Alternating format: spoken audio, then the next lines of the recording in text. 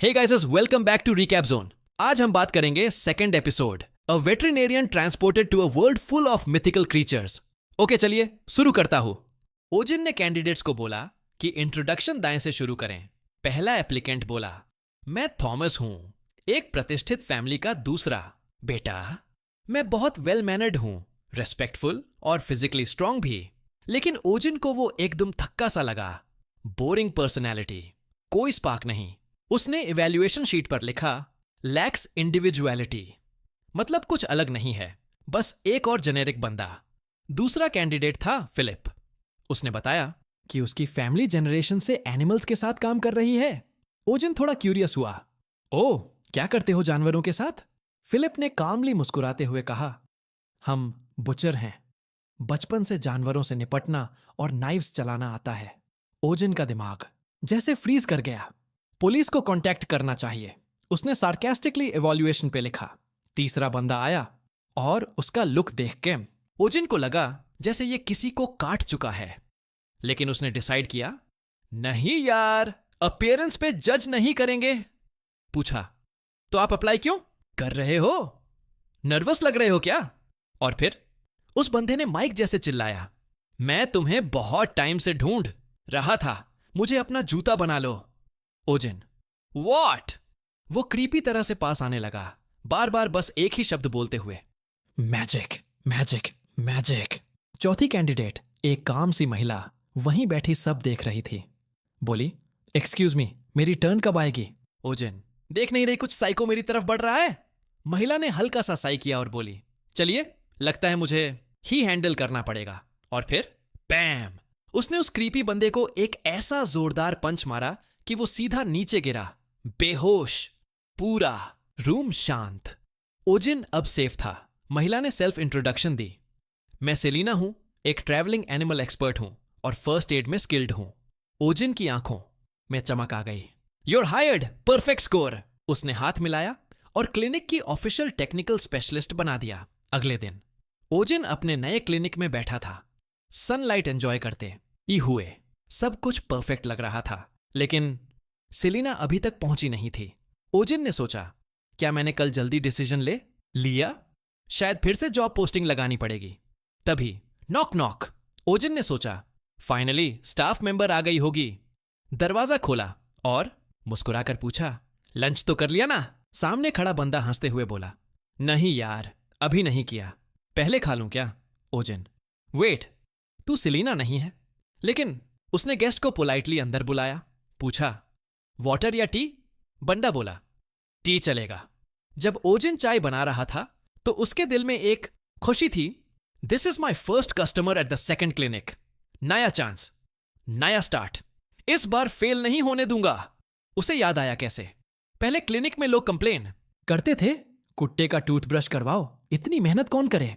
ओजिन, जो पहले बहुत जल्दी गुस्सा कर जाता था, अब खुद को काबू में रखने की पूरी कोशिश कर रहा था।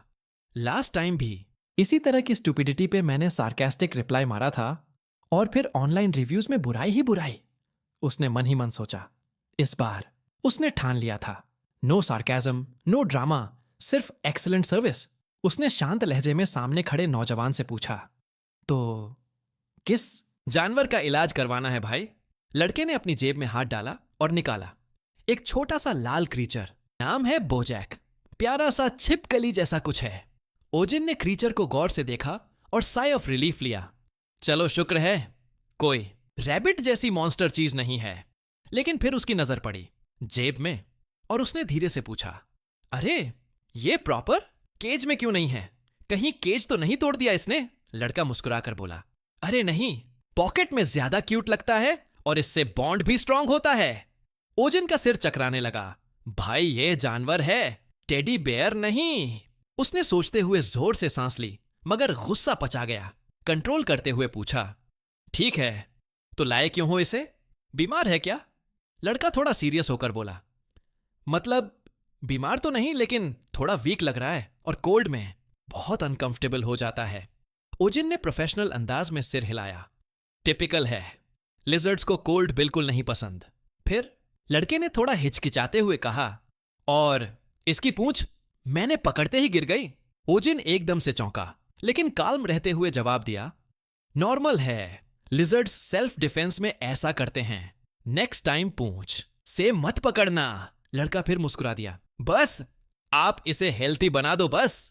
ओजिन को उस आइस ड्रैगन की याद आ गई जो अपनी पेट क्रो को लेकर आया था, और फिर वही बात उसने दोहराई अपने मन में। प्रॉब्लम हमेशा पेट में नहीं, मालिक में होती है। फिर भी उसने चेकअप शुरू किया।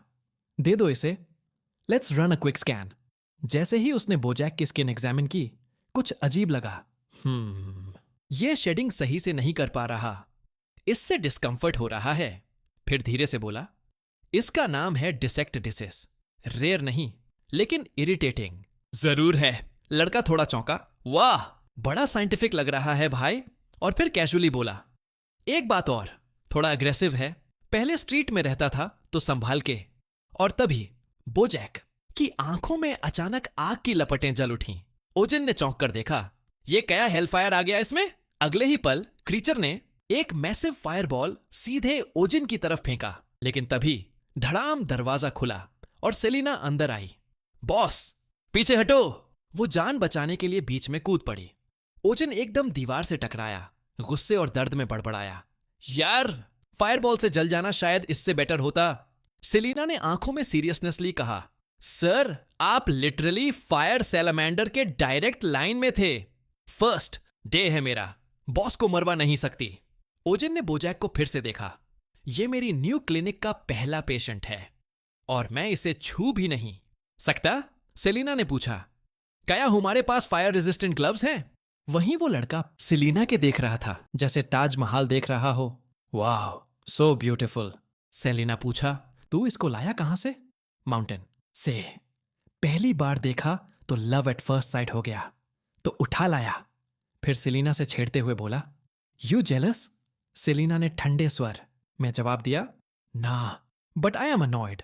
कुछ सेकंड बाद सेलिना ने गंभीरता से कहा, वैसे सैलामेंडर्स वहां से पकड़ना इलीगल है। वो वाइल्ड क्रीचर्स होते हैं और इंसानों के लिए सेफ भी नहीं।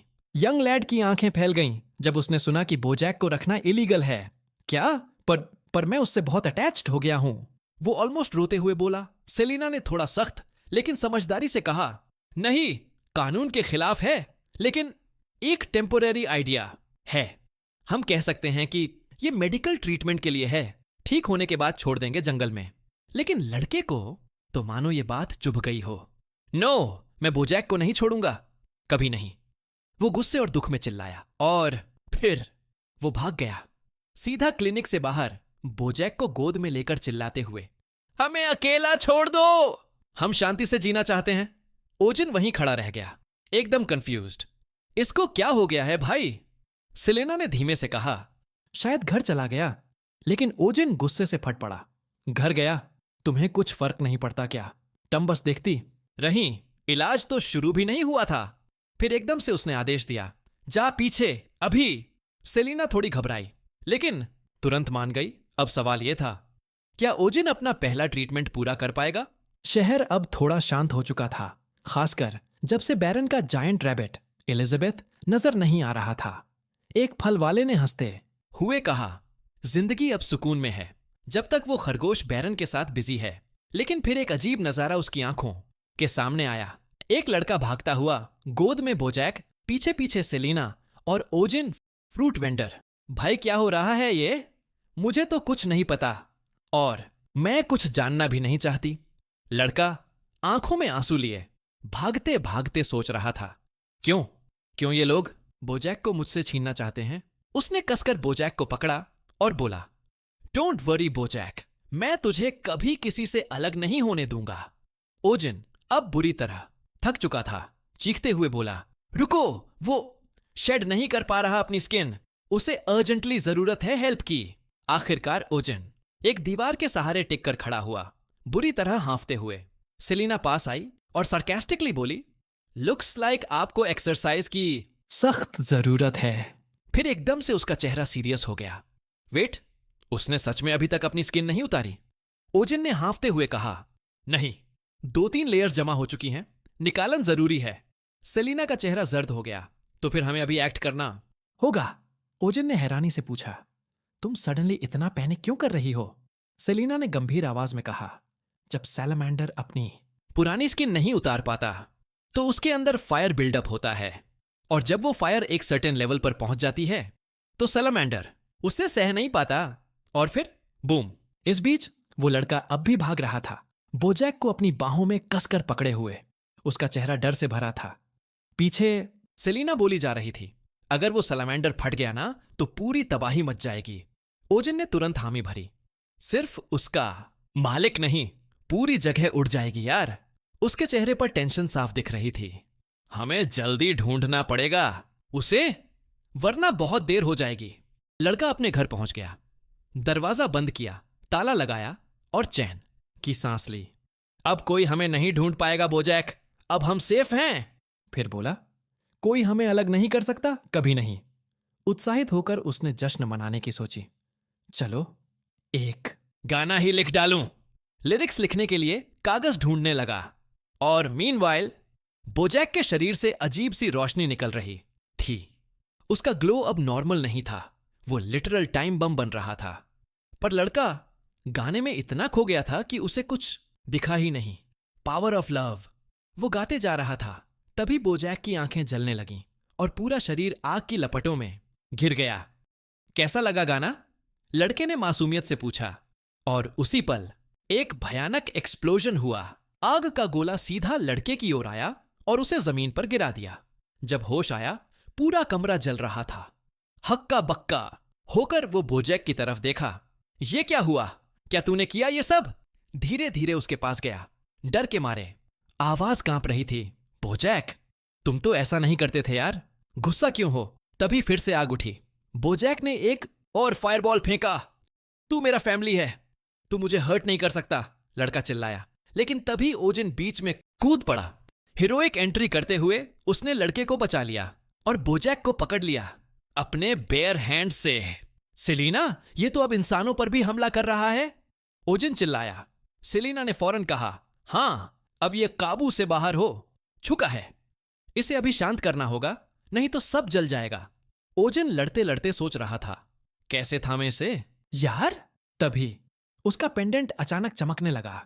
एकदम से पेंडेंट से एनर्जी निकली और फिर एक फायर एक्सटिंग्विशर उसके सामने प्रकट हो गया। ये क्या?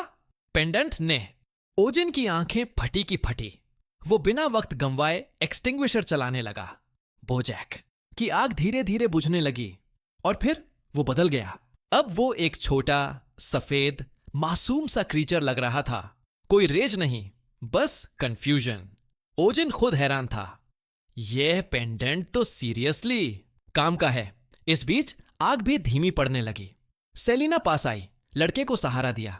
सब ठीक है अब, उसने प्यार से कहा। लड़का अब भी सदमे में था, बस बड़बड़ा रहा था, रैम्पेज। फिर जैसे उसे कुछ याद आया, मैंने शेडिंग नहीं होने दी उसकी, उसी वजह से हुआ ये सब। फिर उसने सिर झुका लिया। अब समझ आ गया, आगे से मैं बोजैक का ध्यान अच्छे से रखूंगा, आई प्रॉमिस। ओजिन ने जब उस लड़के का इतना चीयरफुल रिएक्शन देखा बिना किसी टेंशन के, तो वो चौंक ही गया। सीरियसली? ओजिन बोला, गुस्से और कंफ्यूजन में। इतना सब हो गया और तुम्हारे पास बस यही कहने को है? लड़का थोड़ा झेंप गया, क्लियरली कंफ्यूज्ड। उसके पास कोई जवाब नहीं था। थोड़ा खुद को संभालते हुए वो बोला, मुझे तो आज भी बोजैक सैलमेंडर से उतना ही प्यार है, और घर फिर से बना लेंगे। बस इतना सुनते ही ओजिन का पारा चढ़ गया। घर फिर से बना लेंगे? अगर आग थोड़ा और हो बैठ। लड़का घबराया पर बोला, इसीलिए तो कहा था ना, अब से मैं बोजैक का और ध्यान रखूंगा, यही जरूरी है ना? ओजिन कुछ पल को चुप रहा। फिर उसने थक कर अपना चेहरा हाथों में छुपा लिया और गहरी सांस ली। फिर काल्म होकर समझाने लगा, देखो, जंगली जानवरों को ऐसे कैजुअली पालना सही नहीं है। उनका खुद का एनवायरनमेंट होता है, उनकी जिंदगी का तरीका अलग होता है। सेलिना ने भी बात जोड़ी, सिर्फ इसलिए किसी जानवर को घर लाना कि वो क्यूट है, ये प्यार नहीं होता। क्या तुमने कभी सोचा उसे क्या चाहिए? क्या वो खुश है? ओजिन ने सीधा सवाल किया। अगर बोजैक फिर कभी कंट्रोल से बाहर हो गया, क्या तुम संभाल पाओगे? लड़का चुप हो गया, फिर धीमे से बोला, नहीं, शायद नहीं। ओजिन ने धीरे लेकिन ठोस शब्दों में कहा, सिर्फ प्यार करना काफी नहीं होता, रिस्पॉन्सिबिलिटी भी चाहिए होती है। तीनों कुछ देर चुप खड़े रहे, हवा में बस खामोशी और सोचबाद। ओजिन और सेलिना सैलामांडर को वापस जंगल ले गए, जहां वो असल में बिलोंग करता था। ओजिन ने देखा बोजैक अब और भी हेल्थी लग रहा था, शायद इसलिए कि उसने अपनी पुरानी स्किन शेड कर दी थी। सेलिना मुस्कुराई और बोली, अब तो ये और भी अच्छा लग रहा है। और तभी बोजैक ने अपना असली रूप दिखाया। अब वो पहले से कहीं ज्यादा बड़ा और पावरफुल था। ओजिन बस देखता रहा। गया, ये इतना बड़ा था, उस छोटी सी स्किन में कैसे फिट था? सेलिना शांत लहजे में बोली, यही तो नेचर का जादू है। वो लड़का बोजैक को देखता रहा, थोड़ा दुखी, थोड़ी समझ के साथ। अब जब तू इतना बड़ा हो गया है, तुझे मेरी जरूरत नहीं रही। उसने प्यार से मुस्कुराते हुए कहा, मैं तुझे आजाद कर रहा हूं क्योंकि मैं तुझसे प्यार करता हूं। फिर वो जोर जोर से रोने लगा। खूब खाना, अच्छे से सोना, और कभी कभी मुझे याद कर लेना। मैं रोज आकर तेरे लिए खाना रखूंगा, वादा है। लेकिन ओजिन ने धीरे से कहा, नहीं, ऐसा मत करना। रोज आना मतलब उसे इंसानों की आदत लग जाएगी और वो फिर कभी नेचर में सरवाइव नहीं कर पाएगा। जैसे ही लड़का रोता रहा, बोजैक ने एक आखिरी नजर डाली और फिर अपनी नेचुरल इंस्टिंक्ट्स के साथ जंगल की तरफ दौड़ गया। लड़के ने धीरे से खुद से कहा, मैं हमेशा तेरे साथ रहूंगा, और उसकी आंखों से आंसू रुकने का नाम नहीं ले रहे थे।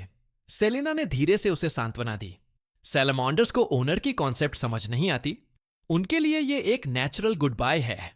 फिर शायद थोड़े ठंडे लहजे में बोली, उसके लिए तुम शायद बस एक फूड सोर्स थे। लड़के की आंखों में फिर एक दर्द भर गया। सीरियसली, यही है तुम्हारी कंफर्ट देने की कोशिश? वो बोला। तीनों जंगल में चुपचाप बैठ गए। लड़का अब भी आंसुओं में डूबा था। ओजिन ने थोड़ा हल्का मोड़ लाते हुए हंसी में कहा, मे बी वो तुम्हें एक क्लीनर भी समझता था जो उसके पीछे साफ सफाई करता था। अचानक एक ऊंची चट्टान पर बोजैक वापस दिखाई दिया। उसने अपनी एनर्जी इकट्ठी की और एक मैसिव फायरबॉल बना डाली। बूम!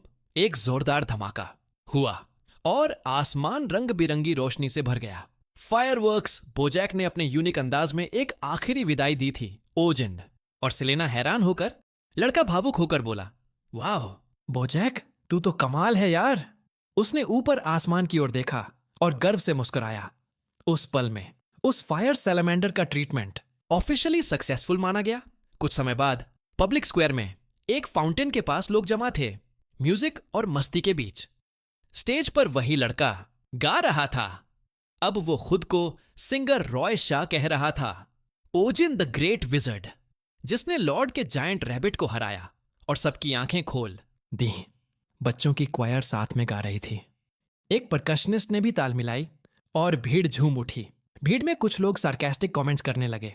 सेलिना ने ओजिन से पूछा, ये वही है ना जिसे तुमने सैलामेंडर वाला लेक्चर दिया था? ये सच में आर्टिस्ट है? ओजिन कुछ बोल ही नहीं पाया। लिरिक्स सुनकर ही सोच में पड़ गया। फिर उसे एहसास हुआ, यह गाना वायरल हो चुका है। अब लोग पूछने लगे, वो विजर्ड कौन है? कहां है उसका क्लिनिक? कुछ दिनों बाद किमोजिन एनिमल क्लिनिक के बाहर भीड़ लगी थी। लोग चिल्ला रहे थे। अंदर ओजिन सिर पकड़ के बैठा था।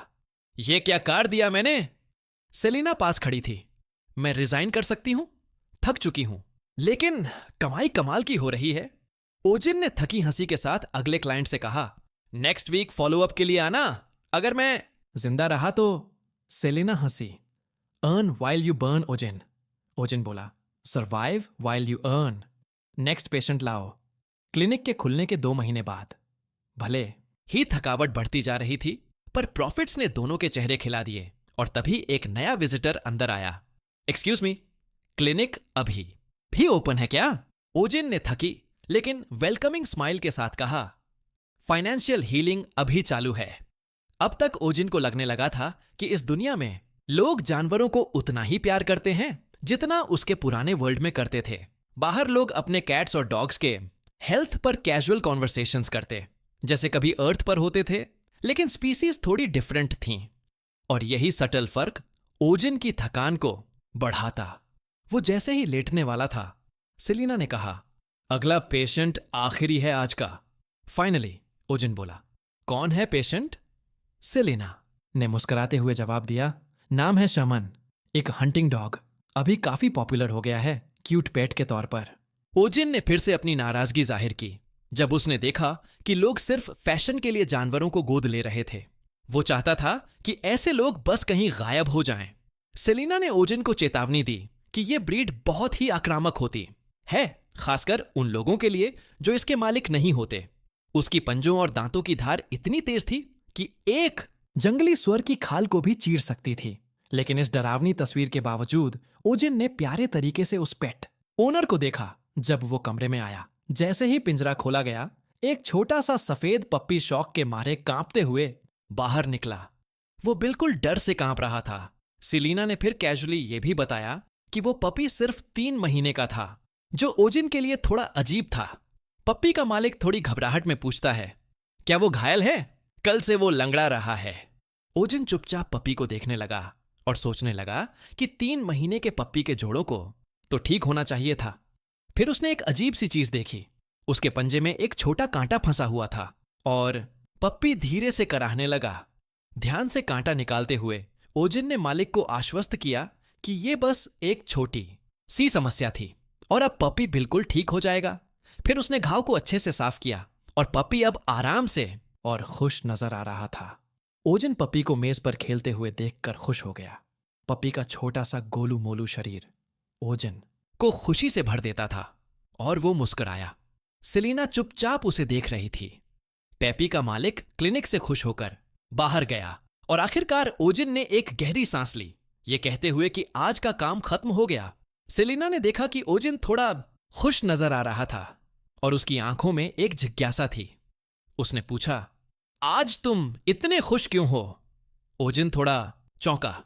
क्या तुम सच में जानना चाहती हो? उसने उलझन में पूछा।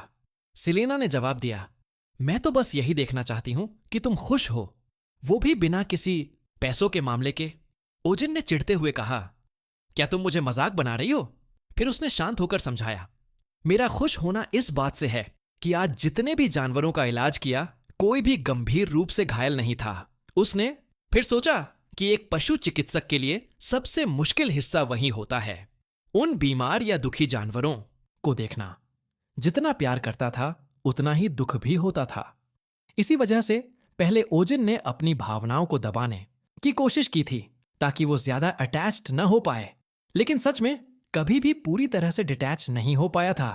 ओजिन को एक पुराना वाकया याद आया जब एक क्लाइंट ने अपनी बीमार पालतू जानवर को ओजिन के पास छोड़ दिया था, जबकि वो खुद छुट्टियों पर चली गई थी।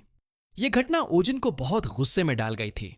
तभी से उसने तय किया था कि अब से वो पालतू जानवरों के मालिकों से ज्यादा सख्त रहेगा। दिन के अंत में ओजिन ने सेलिना से कहा कि जल्दी से क्लिनिक को साफ कर लो ताकि हम रात से पहले बंद कर सकें। लेकिन तभी एक अजीब आदमी खिड़की पर आकर घूरते हुए जोर जोर से खिड़की पर थपथपाने लगा। आदमी बहुत घबराए हुए शोर मचाते हुए ओजिन को मदद के लिए पुकारने लगा। ओजिन आदमी को देखकर चौंका और मजाक करते हुए सेलिना से पूछा, क्या तुम जानती हो भूत प्रेत को कैसे भगाते हैं? सेलिना ने जवाब दिया, अगर कुछ करना हो तो सीधे ताकत से कर लो। तभी वो आदमी खिड़की को तोड़ते हुए अंदर घुस आया और ओजिन को बाहर खींचते हुए भागा। सेलिना बाहर खड़ी होकर ये सब देखकर चौंकी हुई थी। ओजिन थका थका गिर गया अचानक से इतनी जोर से खींचे जाने के कारण। आदमी जल्दी से माफी मांगते हुए बोला, मुझे खेद है, तुम्हारा फिटनेस तो बहुत कमजोर है, तुम तो पहाड़ी भी नहीं चढ़ पाए। ओजिन गुस्से में आकर बोला। चुप रहो। ओजिन ने पूछा, तुम कौन हो? आदमी ने फिर से माफी मांगी और कहा कि उसने खुद को परिचित नहीं कराया। वो आदमी खुद को श्विन बताता है, जो इलाके का एक लोकल सरकारी कर्मचारी है। अचानक श्विन घुटनों के बल गिरते हुए ओजिन से मदद मांगने लगा। कृपया मदद कीजिए, मैंने सुना है कि आपने एक बार उस विशाल खरगोश को शांत किया। हमारी आखिरी उम्मीद आप ही हैं। ओजिन हैरान होकर पूछता है, कब से मैं किसी का आखिरी उम्मीद बन गया? श्विन दुखी होकर जवाब देता है, हमारे पास समय नहीं बचा है, हमें मदद चाहिए। सेलिना हैरान होकर पूछती है, समय का क्या मतलब है? श्विन उदास होकर समझाता है, लगभग 2 महीने पहले एक कुत्ते ने पहाड़ी इलाके के एक हिस्से पर कब्जा कर लिया था। वो हिस्सा एक सड़क निर्माण परियोजना के रूट में आता है। हमने कई बार कोशिश की, लेकिन उस कुत्ते को पकड़ने में नाकाम रहे क्योंकि वो बहुत तेज है ओजिन चिंतित होकर पूछता है, अगर उसे नहीं पकड़ पाए तो क्या होगा? श्विन दुखी होकर बताता है, अगर हम उसे समय रहते नहीं पकड़ पाए तो सरकारी बलों को भेजा जाएगा, और अगर कुत्ता काबू नहीं आता तो उसे मार दिया जाएगा। ओजिन को यह सुनकर बहुत गहरा झटका लगता है। श्विन फिर से बहुत मजबूती से मदद की भीख मांगता है। हमारे पास समय नहीं है ओजिन, आप ही हमारी आखिरी उम्मीद हैं। ओजिन और सेलिना चुप खड़े हो जाते हैं और ओजिन गंभीरता से सोचता है। आखिरकार ओजिन सिर पर हाथ मारते हुए कहता है, ठीक है, मुझे दिखाओ कहां है वो कुत्ता, लेकिन याद रखना मैं सिर्फ एक वेटरिनेरियन हूं, कोई एनिमल हंटर नहीं। मैं सिर्फ देखकर तय करूंगा कि क्या किया जा सकता है। श्विन खुशी से ओजिन को बताता है कि कुत्ता पास ही है, पहाड़ी के थोड़े ऊपर। फिर ओजिन ने फिर से साफ किया कि वो सिर्फ देखने जाएगा, किसी तरह की मदद के लिए उसने वादा नहीं किया है। लेकिन सेलिना मन ही मन समझ गई कि ओजिन ने अपने दिल में मदद करने का फैसला कर लिया है। जब वे उस जगह पहुंचे जहां श्विन ने बताया था, तो ओजिन और सेलिना ने कुत्ते को देखा। कुत्ता बहुत डरावना लग रहा था, दांत दिखाकर गुस्से में गुर्राता हुआ। ओजिन ने सेलिना से घबराते हुए पूछा, क्या यही वही कुत्ता है, शमा ब्रीड वाला? सेलिना ने कहा, हां, यही है। कुत्ता जमीन पर लौटता हुआ बहुत गंदा और थका हुआ था और उसकी आंखों में गुस्सा था। सेलेना ने ओजिन को फिर से समझाया, यह ब्रीड हाल ही में ट्रेंडी हो गई है, इसीलिए लोग इसे घर ले आए हैं, लेकिन फिर जल्दी से इसे छोड़ भी देते हैं। ये कुत्ते अब बेरहमी से सड़क पर रहते हैं, भूखे और गुस्से में। ओजिन कुत्ते को देखकर अफसोस में था, क्योंकि उसे साफ दिख रहा था कि वो पिछले 2 महीने से ठीक से खा नहीं पाया था। तभी अचानक दूर से एक अजीब आवाज आई। सबकी नजरें उस दिशा में घूम गईं। ओजिन ने ध्यान से सुनी और सोचा, शायद कोई और प्राणी भी पास में है। हे गाइस, अगर आप अभी तक देख रहे हो तो दिल से थैंक यू सो मच। अगर नेक्स्ट एपिसोड मिस नहीं करना चाहते तो सब्सक्राइब करो और बेल आइकॉन दबाना मत भूलना। लाइक और कमेंट जरूर करो, आपका फीडबैक मुझे और मोटिवेट करता है। और एक बार फिर से thank you so much for watching.